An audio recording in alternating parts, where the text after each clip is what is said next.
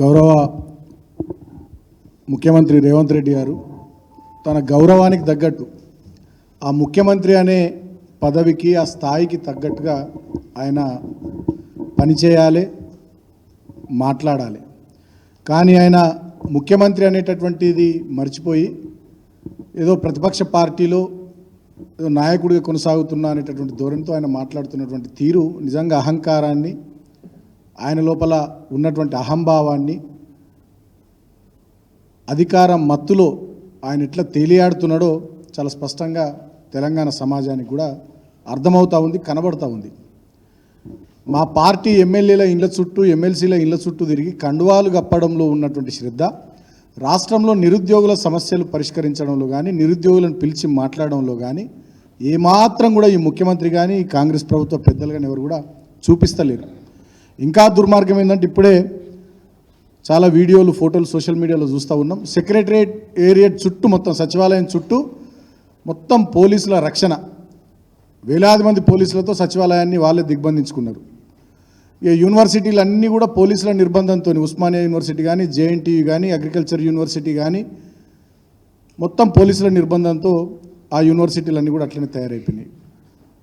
ఏంది అసలు విషయం అంటే, వీళ్ళే గతంలో చెప్పినట్టుగా ఒక జాబ్ క్యాలెండర్ విడుదల చేసి వివిధ పోటీ పరీక్షలకు సంబంధించి, అది డిఎస్సి అయినా, గ్రూప్ 1 అయినా, గ్రూప్ 2 అయినా, గ్రూప్ 3 అయినా, పోలీస్ రిక్రూట్మెంట్ బోర్డు ద్వారా జరిగే ఎగ్జామ్స్ అయినా, ఇతర డిపార్ట్మెంట్ల ద్వారా జరిగే ఎగ్జామ్స్ అయినా, వాటికి సంబంధించి ఒక జాబ్ క్యాలెండర్ 2 లక్షల ఉద్యోగాలతో విడుదల చేసి సంవత్సరం లోపల 2 లక్షల ఉద్యోగాలు భర్తీ చేస్తాం విత్ డేట్స్, మేము గెలిచిన తర్వాత ఫస్ట్ క్యాబినెట్లో నిర్ణయం తీసుకొని ఆ జాబ్ క్యాలెండర్ రిలీజ్ చేస్తామని చెప్పారు. కానీ ఆ మాటను వీళ్ళు నిలబెట్టుకోలేరు. గతంలో ఇదే అశోక్ నగర్లో కోచింగ్ సెంటర్ల చుట్టూ రాహుల్ గాంధీ గారు, రేవంత్ రెడ్డి గారు, ఆనాడు మధుయాష్కి గౌడ్ గారు, చాలామంది కాంగ్రెస్ పార్టీ సీనియర్ నాయకులు తిరిగి నిరుద్యోగులను కలిసి వాళ్ళతో మాట్లాడి అప్పటి మా ప్రభుత్వంపై అడ్డగోలుగా విమర్శలు చేసి నిరుద్యోగుల్లో, యువతలో ఒక రకమైనటువంటి ఆందోళనను, మా పట్ల వ్యతిరేక భావాన్ని ప్రేరేపించినారు.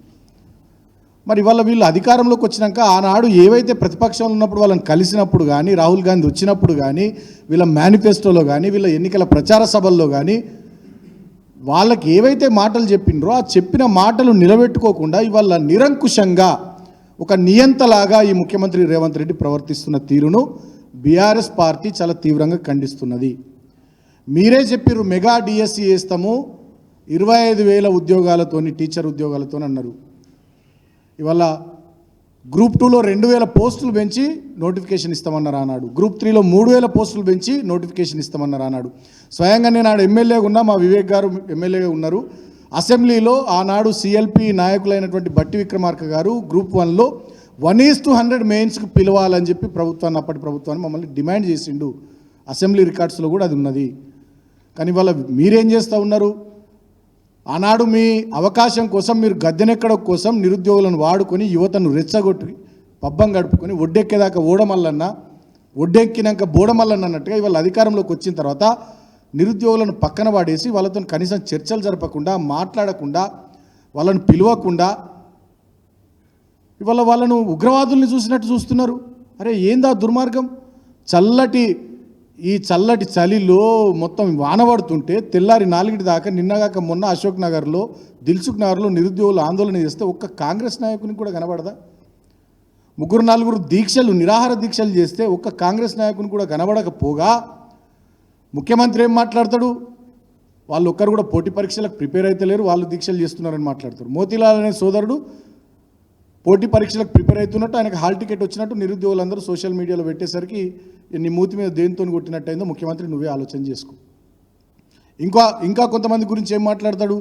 వాళ్ళకు ఉద్యోగాలు లేవు కాబట్టి రాజకీయ నిరుద్యోగులు వాళ్ళకు ఉద్యోగాలు కావాలని వాళ్ళు దీక్షలు చేస్తున్నారని అవహేళన చేస్తూ మాట్లాడతారు. మరి నువ్వు కూడా గతంలో చేసినావు కదా, నువ్వు కూడా ముఖ్యమంత్రి ఉద్యోగం కోసమే చేసినావు అని అనుకోవాలా దీక్ష?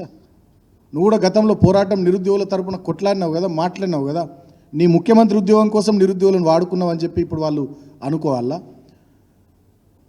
ఇక వీటికి పైపెచ్చు ఒక కాంగ్రెస్ పార్టీ నాయకుడు రేవంత్ రెడ్డి గారి శిష్యుడు మాట్లాడతాడు, వాళ్ళు బలిసి దీక్షలు చేస్తున్నారు, బలిసి నిరుద్యోగులు రోడ్డు ఎక్కుతున్నారు, పోరాటాలు చేస్తున్నారని కాంగ్రెస్ పార్టీ నాయకుడు మాట్లాడతారు.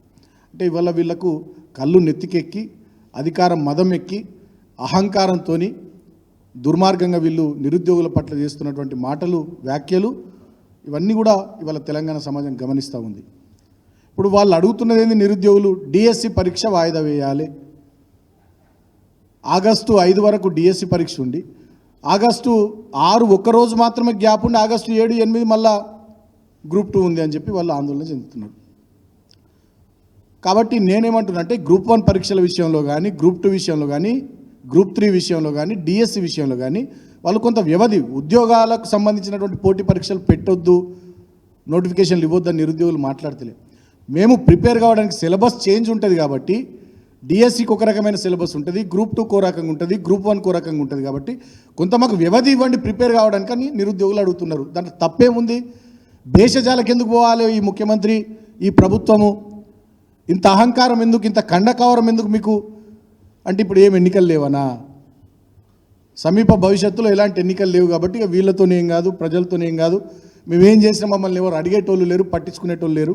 అసెంబ్లీ ఎన్నికలు అయిపోయినాయి, గద్దెనెక్కినాం, పార్లమెంట్ ఎన్నికల్లో కొన్ని సీట్లు సంపాదించినాం. ఈ సమీప భవిష్యత్తులో ఏ ఎన్నికలు లేవు కాబట్టి ఎవరిని పట్టించుకోవాల్సినటువంటి అవసరం లేదనే ధోరణిలో ఇవాళ పుండు మీద కారం చల్లినట్టుగా రెచ్చగొట్టే విధంగా ఈ ముఖ్యమంత్రి గారు కానీ, కాంగ్రెస్ పార్టీ నాయకులు కానీ మాట్లాడుతున్నారు. ఇవాళ సచివాలయ ముట్టడికి నిరుద్యోగులు పిలుపునిస్తే రాష్ట్ర వ్యాప్తంగా మా బీఆర్ఎస్ పార్టీ విద్యార్థి విభాగ నాయకులను ఇళ్లకు పోయి అరెస్ట్ చేస్తూ ఉన్నారు. యూనివర్సిటీలో హాస్టళ్లకు పోయి అరెస్ట్ చేస్తూ ఉన్నారు. తర్వాత మొత్తం సచివాలయాన్ని పోలీసులు, వేలాది మంది పోలీసులతో దిగ్బంధించారు, యూనివర్సిటీలన్నీ దిగ్బంధించారు. సరే ఇవాళ ఒక్కరోజు ఆపుతారు, సచివాలయం ముట్టడికి నిరుద్యోగులు పిలిపించారు కాబట్టి ఇవాళ ఒక్కరోజు కంట్రోల్ చేస్తారు. మరి రేపేంది, ఎల్లుండేంది? ఇట్లా ఎన్ని రోజులు నిరుద్యోగులతో పెట్టుకుంటారు? లక్షలాది మంది యువతతోని, వాళ్ళ మనోభావాలతోని ఎన్ని రోజులు మీరు ఆటలు ఆడుకుంటారు? ముఖ్యమంత్రి గారు అడుగుతున్నాం మేము. మీరే కదా ప్రియాంక గాంధీ గారితో చిలక పలుకులు పలికిచ్చింది, మీరే కదా ఖర్గే గారితో మంచి ముచ్చట్లు చెప్పించింది, మీరే కదా రాహుల్ గాంధీ గారిని తీసుకొని వచ్చి వాళ్ళ దగ్గర కూర్చుండబెట్టి మాయమాటలు చెప్పించింది. మరి వాళ్ళ మీకు ఏమైంది? అధికారం వచ్చిన తర్వాత ఆ నిరుద్యోగులను ఎందుకు నిర్లక్ష్యం చేస్తున్నారని చెప్పి వాళ్ళ బీఆర్ఎస్ పార్టీ పక్షాన డిమాండ్ చేస్తూ ఉన్నాం. చాలామంది మీద కూడా అక్రమ కేసులు పెట్టినారు. ఇవాళ మేము పార్టీ పక్షాన డిమాండ్ చేస్తూ ఉన్నాం, పెట్టిన కేసులను బేషరతుగా ఎత్తివేయాలి. ఈరోజు అరెస్ట్ చేసిన విద్యార్థి నాయకులను కానీ, నిరుద్యోగులు కానీ, యువత కానీ వాళ్ళని బేషరతుగా విడుదల చేయాలి. మూడవ మాట, ముఖ్యమంత్రి గారు మొన్న మాట్లాడినటువంటి మాటలు డెఫినెట్గా అవి తెలంగాణ సమాజం ఖండించదగ్గ మాటలు, అహంకారంతో మాట్లాడినటువంటి మాటలు. గతంలో కేసీఆర్ గారు ముఖ్యమంత్రిగా ఉన్నారు, ఎన్నడూ కూడా వారు ఇట్లా మాట్లాడలే. మరి మొన్నటిదాకా ఈ పౌర సమాజంలో ఉండేటటువంటి కొంతమంది మేధావులు మా ప్రభుత్వం మీద 10 ఏళ్ళు విరుచుకుపడ్డోళ్ళు ఇవాళ ఒక్కరు కూడా ముఖ్యమంత్రి మాటల మీద మాట్లాడతలేరు. కోదండరామ్ గారు ఇటు వేయరు, ఆకునూరు మురళి అనేట ఆయన ఇటు వేయండు, హరగోపాల్ గారు ప్రొఫెసర్ వారు ఇటు వేయరు. ఇంకా తెలంగాణలో చాలామంది మేధావులు ఆనాడు మా ప్రభుత్వం మీద అంటే విరుచుకుపడ్డటువంటి వాళ్ళు ఇవాళ ముఖ్యమంత్రి ఇంత అహంకారంతో నిరుద్యోగుల పట్ల దీక్షలు చేస్తున్న, నిరాహార దీక్షలు చేస్తున్నటువంటి వారి పట్ల ఇష్టం వచ్చినట్టుగా మాట్లాడితే మీరు ఒక్కరు మీ నోరు ఎందుకు బయటకు వస్తలేదు? మీ పేపర్ మీద రాసే మీ రాతలు, మీ పెన్ను ఎందుకు గదులుతలేదు? ఇంకా అయిపోయింది ఆ పెన్నులా?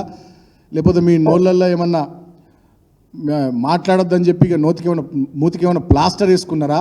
లేకపోతే ముఖ్యమంత్రిని చూసి భయపడుతున్నారా? రేవంత్ రెడ్డిని చూసి భయపడుతున్నారా? ఎటువేంటి కోదండరామ్ గారు, ఎటువే రాకనూరు మురళి గారు, ప్రొఫెసర్ నాగేశ్వర్ గారు ఎటువేయరు? ఇంకా చాలామంది మేధావులు అన్నాడు మా మీద ఆర్టికల్స్ రాసిన వాళ్ళు, టీవీ చర్చలలో పాల్గొన్న వాళ్ళు, ఫోన్ ఇన్లలో మాట్లాడిన వాళ్ళు, అంటే అశోక్ నగర్కు, దిల్సుఖ్ నగర్ కురికిన వాళ్ళు ఎటువైనరండి మీరంతా? రాజకీయ నిరుద్యోగులు దీక్షలు చేస్తున్నారు, వాళ్ళకు ఉద్యోగం లేదని ముఖ్యమంత్రి మాట్లాడితే ఒక్క కాంగ్రెస్ పార్టీ నాయకుడు ఖండించడా అండి? పౌర సమాజంలో ఒక మేధావి ఖండించడా అండి?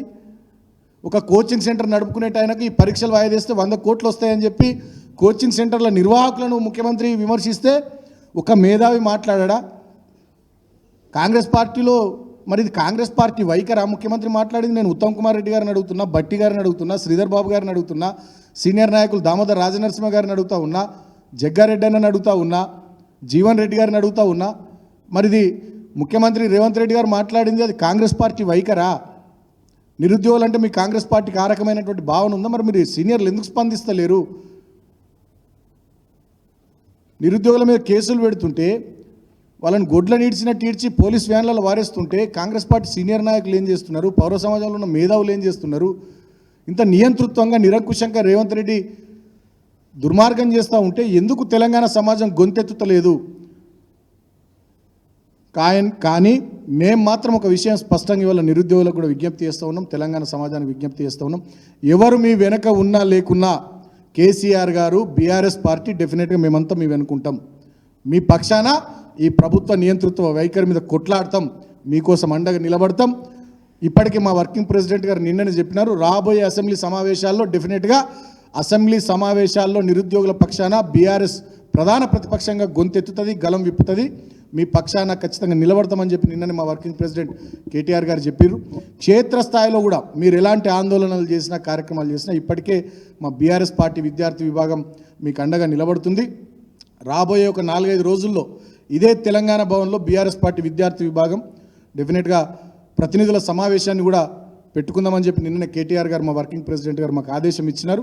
సో దాంట్లో కూడా రాబోయే రోజుల్లో నిరుద్యోగుల పక్షాన ఏ రకమైనటువంటి కార్యక్రమాలు తీసుకోవాలి, మీకు ఎట్లా అండగా ఉండాలి, ఈ ప్రభుత్వం మెడలు వంచడానికి మేమేం చేయాలనేటటువంటిది కూడా దిశానిర్దేశం తెలంగాణ భవన్ వేదికగా వారు చేస్తామని చెప్పి కూడా నేను చెప్పినారు. రాబోయే 4-5 రోజుల్లో కూడా ఆ సమావేశం పెట్టుకుంటామని కూడా మేము నిరుద్యోగులకు, యువతలకు విజ్ఞప్తి చేస్తూ ఉన్నాం.